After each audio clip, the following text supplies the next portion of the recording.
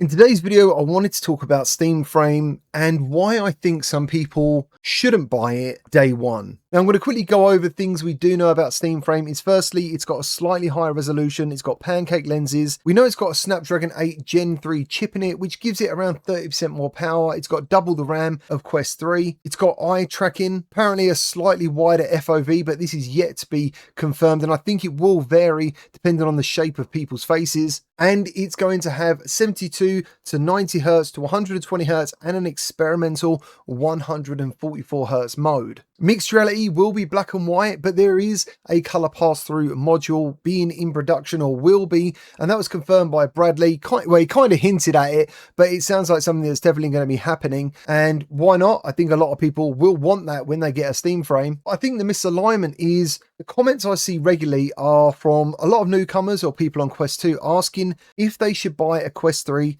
or a Steam Frame for standalone VR. I would say the safest bet is to go for a used Quest 3 or a Quest 3S if you're just interested in standalone gaming. And the reasons for that is a lot of games are still in development for Quest 3. We don't know how many games are in development for the standalone version of Steam Frame, and we also don't know if those developers will be using the eye tracking to improve the performance of those games. Now, I would say that is a given. I actually think if I was a developer making a game for Steam Frame standalone, I would try and utilize as many features as possible to make it the best version of that game. But how much better will the version of that game be is yet to be seen. Secondly, and I think a lot of people overlook this, I think Steam Frame is definitely geared towards PCVR more than standalone. One of the main pushes of this headset is wireless PCVR. You're going to get the wireless dongle with it. The headset comes with eye tracking, so you can have foveated rendering to not improve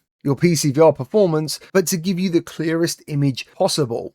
And the only reason eye tracking is probably going to be used away from PCVR is for standalone games, but we've yet to really hear of any developers officially that are bringing a lot of their Quest games over to Steam Frame, and they can, because apparently it's not a very hard process to do. But will they utilize eye tracking? Will we just get straightforward ports of Quest 3 games to Steam Frame? And if that's the case, and you're just asking about standalone, again, maybe the Steam Frame isn't for you. The only reason I think anyone at the moment should maybe hold off is because I think form factor is a really big deal. Balancing, weight, all that stuff really matters. People spend a lot of money on accessories. And a couple of days ago, I made a tweet because I spoke to one of my friends who's a developer, and he has Steam Frame. Though, and I'm sure most of you know that developer kits are out there. It's now his favorite headset. But for the whole conversation we had, which lasted about half an hour, wasn't about standalone. He did mention some standalone games that he played on it. He actually said it's exactly like using the Quest 3. Where it really amazed him was how comfortable it was and how good his games looked on PCVR. And the reason I wanted to make this video is because every time someone on one of my videos says, should I get a Quest or a Quest 3 or something, the first reply is buy Steam Frame. And I think that is incorrect. So for me personally, I'm thinking to myself, if you're interested in standalone VR, the Quest is probably still a good headset to buy purely for the price. And it is a PCVR headset and you can use it wirelessly. Literally yesterday, I played Star Citizen using virtual desktop and it was amazing. The video doesn't do it justice because Star Citizen's social screen output is so poor at the moment, but it was amazing in the headset. So again, I do think that if you're on the fence right now, you can buy a Quest 3 or a Quest 3S secondhand so cheap. They're just not, there's lots of them on the market. They're easy to get hold of. So I don't think Steam Frame is actually the headset that first timers are going to buy in general. I just don't. Maybe for PCVR. So yeah, I just wanted to put it out there that I think when people are telling other people not to buy Quest 3 at the moment and wait for Steam Frame, I think what's going to happen is there's going to be this weird moment where when people actually get Steam Frame and when they use it for everything else but PCVR, it's going to be very similar to a Quest 3. That's what I think is going to happen. Am I still going to buy one though?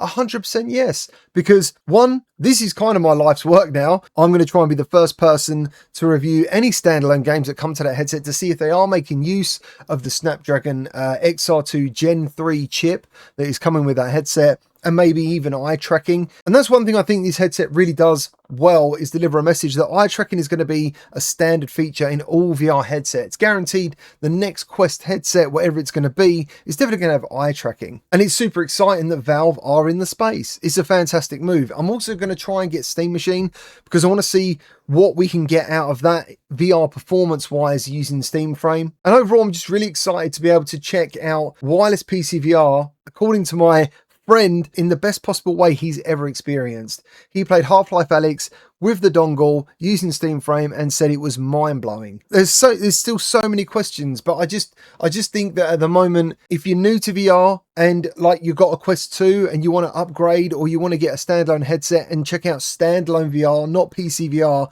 I still think a used Quest or a Quest 3S is a great thing to do. Well, that's all I've got for you today. Let me know your thoughts down in the comments and I'll see you on the next one.